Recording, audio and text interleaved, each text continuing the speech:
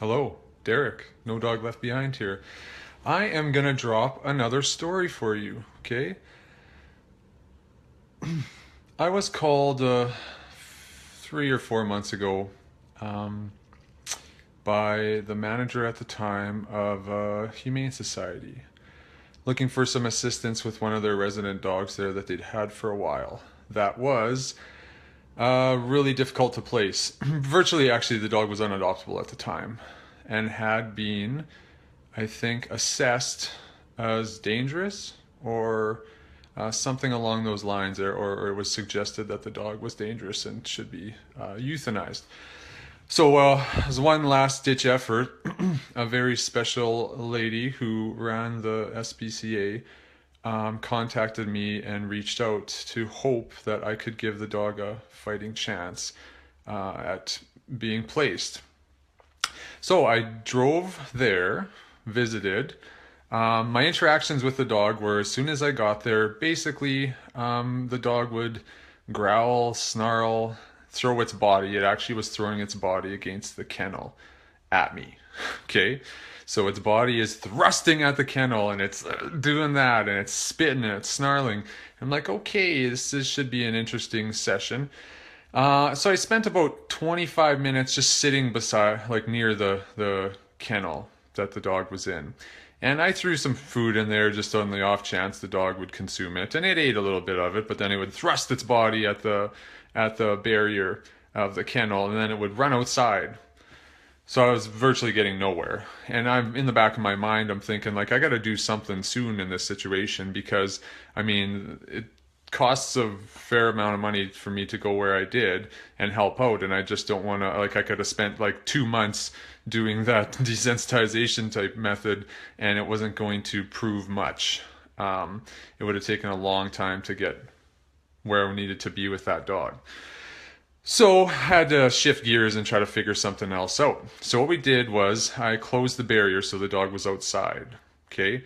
I go outside to the outdoor enclosure that the dog has access to where it now is, and I bring a broom with me. The broom was not to hit the dog or anything. It was that if the dog tried to bite me or something, that it could take the broom instead of a piece out of my hand.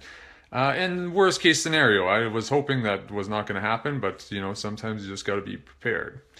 So then I went outside to the run and I walked in and the dog was doing the same thing, thrusting its body at the fence and in the enclosure it was in, and then I got to the doorway.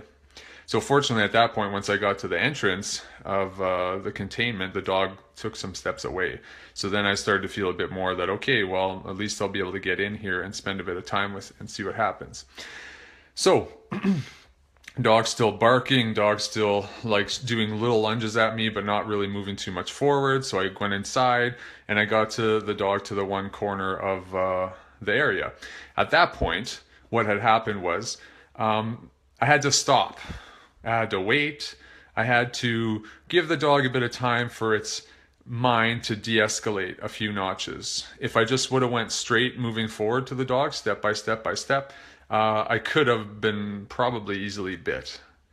Because at that point, you just push the dog too far too fast, and then it's a recipe for disaster. So, with saying that, I progressed forward to the dog. The dog's still barking, and I stop. I let the dog calm down a little bit. It stops barking, then I continue to move forward again. All the way to the point where I was about 8 feet away from the dog, maybe 7 or so. So then at that point, what I did was I had a leash and I just kind of turned it into had a loop on the end so that I could weave it through my broom handle and just place it around the dog's neck. So which I ended up doing, and then the dog was very terrified and shifted and was barking, and it actually pooped itself. It was so stressed. So this process took about 15 minutes for me to do. After I got the leash on, I just stopped, waited another 2 minutes or so, and then I began to walk and just gently asked the dog to come with me, which it did. So it started to follow me outside, out of the enclosure, and it wasn't like trying to eat me or anything or bite me. It was really scared, ran right to the end of the leash. So I actually put it on an additional leash, which now gave the dog 20 feet of distance between it and I after I exited the enclosure. So now we're walking like in a field, which would allow the dog a lot more space between it and I, because I just wanted to convey to it that mostly, it's not a big deal. I'm just here to take you out of here, and then you can be free and sniff around and do what you want. So I succeeded with that. And then I continued to walk the dog, and that's all I got for right now. There's more to the story later.